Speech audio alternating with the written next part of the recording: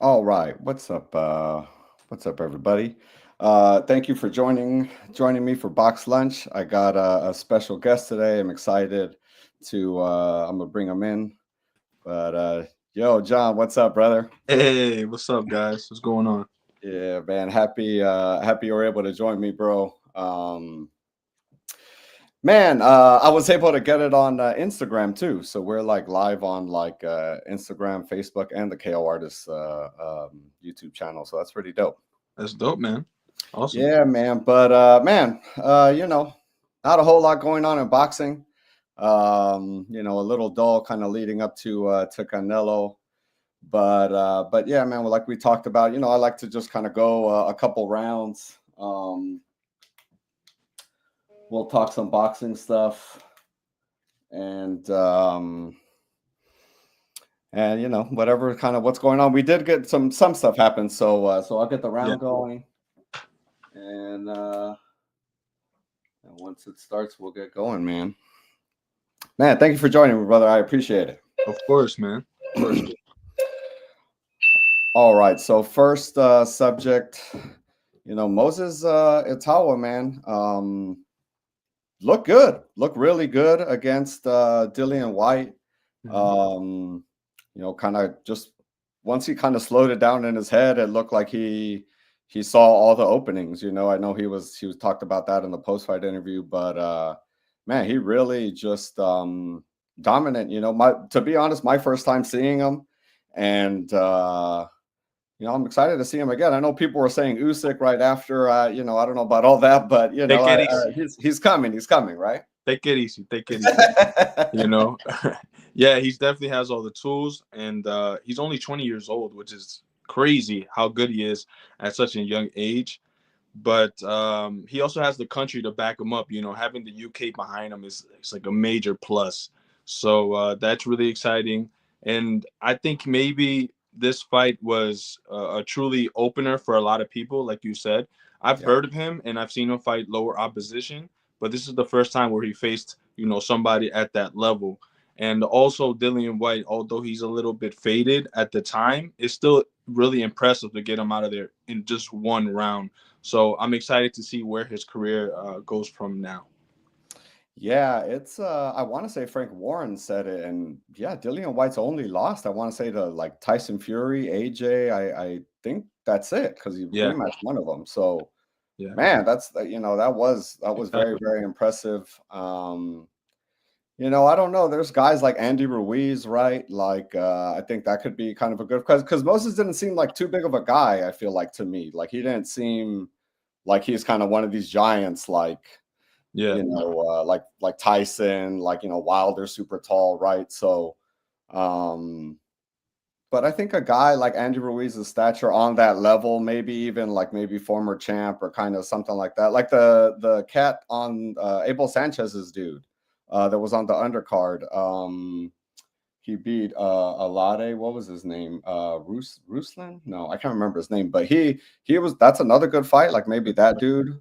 maybe Zhang, Big Bang Zhang. I would like to see. Yay, Big Bang Zang. Like, I think there's a lot of upside. Like you said, the kid's only 20 years old, man. I mean, fast hands, obviously kind of accurate. I'm excited to see him again. Yeah, absolutely. I'm really excited. Yeah, yeah. What do you think he should go top 10 already? Like, or I'm obviously not a champion, or I don't know. Man, it's hard to say because only one round against it. It's Mhm, it's one of those things. But I think they're doing the right thing with him. They're matching him correctly. I mean, mhm. he looked really impressive. So I don't know. Maybe yes. We'll see. Yeah, I definitely think like we were saying, top 10. I think, if anyone's gonna get the shot anytime soon at Usyk, it probably should be Parker, right? I mean, Yeah, he earned it, man. you He know, earned it. he's yeah, he's been fighting all the guys, like beating all the guys more recently. He's looked good, man. All right, brother. Let's go on to the next subject here.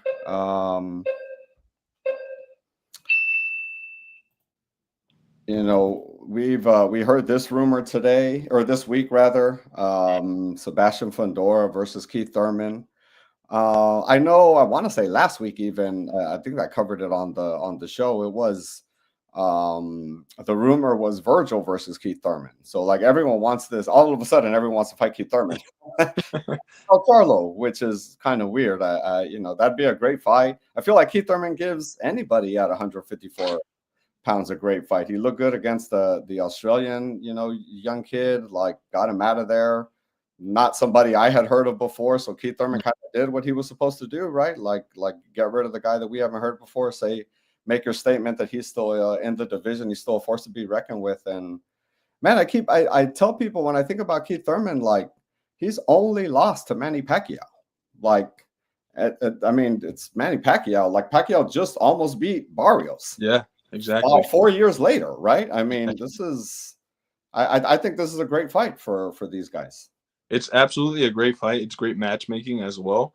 And people are overlooking Thurman or seeing him as easy picking because they think he's faded and because the injuries, the long layoff. But one thing you cannot buy is experience. And Thurman's experience has been there with the very best, all sizes, all styles. So, but Fundura's sizes, that's a big tree. That's a really big tree. It's going to be hard to chop that tree down. But if one person could possibly do it, it's Thurman, So it's really an exciting matchup if it does happen. I think it's great. Yeah, I think also, something to think about is Fundura's looked really good recently, right? Like against Zoo, he looked good. Those two fights obviously sandwiched in with that one tune-up he had. And even that, he did what he was supposed to do, right? Got the guy out of there in like a 2-round, 3-round, something like that. But so it's maybe a little easy to forget, but he did get knocked out like badly against, like with Mendoza, and Mendoza isn't known as a super big like puncher, and Thurman is. So, it's not like I think Fundora should probably be favored going into it, but it is Keith Thurman. He is fast. His style is very difficult. Obviously, people haven't only Manny Pacquiao's beat him, right? So, yeah. I think this is pretty close to a 50-50 matchup, I think. I agree completely. And one thing that Teddy Atlas says before is that when you become world champion, it makes you better. So we obviously seen that with when he fought Tim Tszyu in the rematch, he started using his reach as well. So if he's putting it all together, man, he's a dangerous guy at 154 pounds. Yeah, and that division, man, we're gonna kind of stay with this division, for the next one. But man, that talk about a division kind of getting resurgence, right? Like it had been a little, obviously, like Jermell beat everybody, right? Unified, undisputed. But then he left, and then everyone's just kind of been like waiting around, like it's been. But now, like these players are coming out, right? These two guys, Bakram. Yeah, it's gonna be it's good. It's good to see it. All right, brother. Next one. Let's kind of keep it in the division, man. I put the Instagram one for this one because I thought it was super funny. Because all right, so Vergil versus Zayes have been going at it this week. Zayes posted this email clearly from like Eric from Golden Boy to call him already. And it says, oh, thanks for the reply. It's a 50-50 deal. It could be in Nevada and California, which is neutral ground for both guys. Like Vergil's not from, Vergil trains out in California, but Vergil's from Texas, right? Like, on DAZN, they're talking about splitting pay-per-view revenue in December. It sounds great to fight fans. Xander seems to not think it was a good deal for some reason. He told Vergil in that post, to come to Puerto Rico. In the same post, this is why I posted the Instagram version of it, is because Oscar De La Hoya commented on Xander's thing, saying, "Never in my wildest dreams did I think a Puerto Rican fighter would duck." Just kind of talking his thing as Vergil's promoter. That's a great fight, man. It's a great fight. I personally think it's a little young in Xander's career for it, but it is, he's a champion now, right? So maybe time's up. Now you got to fight everybody. Yeah, absolutely. I feel like it has all the ingredients to be a great fight. Two young guys, undefeated, contrasting styles. You know, you got the country, Puerto Rico, Mexico, the rivalry. And then you have Oscar. Something that Oscar caught my eye is that he wants the fight to happen now, when he's the type of guy who's always says, oh, let the fight marinate a little bit. Let the fight marinate. Like, no, he wants it now, which just shows how big of a fight it could be if it does happen. Yeah, it it has it all, right? Like the Puerto Rico Mexico thing, like you said, like but I do like, Top Rank doesn't have a TV deal right now. So, if you're a Top Rank, are you trying to kind of put up one of your obviously budding bright stars, you know what I mean, against a killer like Vergil right now? I mean, technically Vergil doesn't have a belt. It's like an interim WBC belt or something, because Fundora is the W. So you're not even really getting a title. Like you are putting up yours though. I mean, do you really want to do that if you're Xandez Zayes? Yeah, and then Zayes also said, I'm a champion. When you become world champion, then come talk to me. Like, that's I love Ortiz, but he has a point as well. But then you got to look at Ortiz as who has the better resume. Right. I mean, off the top of my head, I could think of maybe one or two off his end. Vergil's got some names, like Majamal. Right, Matt. Obviously, Majamal, Boacek. Like, I mean, it's great that they're talking. I think that's great for us as fight fans, is that it's building it up. And do I think we see it in like 2-3 years? Yeah, but like now, I don't see it. I don't see it happening. Yeah, a little too soon. Pump the brakes a little bit. And man, for the last round, brother. We're gonna do. I like the concept of doing like one MMA round. Maybe I should make that a 5-minute round, huh? Just to go on things. But yeah, man. Khamzat Chimaev just dominated DDP Duplessis. Just it was like a wrestling sparring match for Chimaev. I mean, you know what I mean? He just really, within 5 seconds, he took him down. He didn't take a strike, a significant strike, till round 3. Like, that's, I mean, in a championship fight, that's 10 minutes of fighting and never having gotten hit. I mean, that's incredible, man. That's incredible. I don't know who's next, but congrats to the champ, because that was very, very impressive. Absolutely. That man is scary. I mean, he's scary how good he is.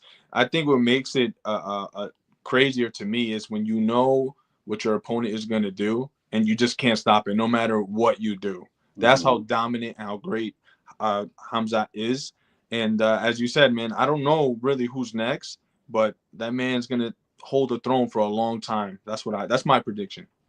Yeah, and he just moved up to middleweight. Well, maybe not just, but maybe like 3-4 fights ago or something, because he was a welterweight. So even when you think about, like, how Islam is moving up to welter to challenge himself, because he kind of cleared out everybody else, right? Like him at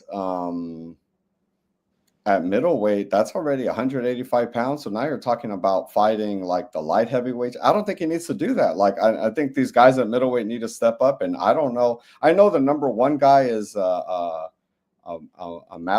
I believe. I'm probably saying his name wrong. But that's the guy who just knocked out Adesanya this last time. Okay. So, yeah. I mean, that's an impressive win. He's facing one of the fighting nerd, the Brazilian guys with the nerd glasses and stuff. He's fighting that's I love that. I think that marketing is super great. But yeah, he's fighting that guy. I mean, I think the winner of that one kind of has to be, because who else are you know what I mean? Like, well, you got also, I think, I'm not sure exactly what number, but maybe number 3, you have Sean Strickland, a former champion, and they used to train together. They got some like little beef going on. Maybe promotional wise, it's it makes a little bit more sense. Right. But regardless, man, it's just that division is pretty hot right now, and him as champion, like I said, it's scary, man. It's scary. Yeah, he's gonna be champion for a long time, I feel like. Absolutely. Yeah. Well, hey, brother, that's the 4 rounds. I like that it's kind of at a little faster pace. You know what I mean? We can kind of chop it up, and we're not just kind of rambling on and stuff. So, but yeah, man, I don't think any comments came in. At least I wonder if this thing brings in comments from like Instagram and that stuff. I don't know. I'll have to work that out. But yes, stick on with me, brother. But thank you for joining me. Thank you guys for joining us. Box lunch, I'm gonna try to go every Monday, 12:30. So you could set your clock to it, and it'll keep getting better and better. But thank you guys for joining us. John is on Pound for Pound Glory on Instagram, TikTok, all this stuff, right? Yeah. Also platforms. Yeah, on all platforms. P for P Glory. Thank you, brother. I appreciate you joining me, man. I had a great time. Yeah, for sure. Let me outro us, and we'll see you guys next Monday.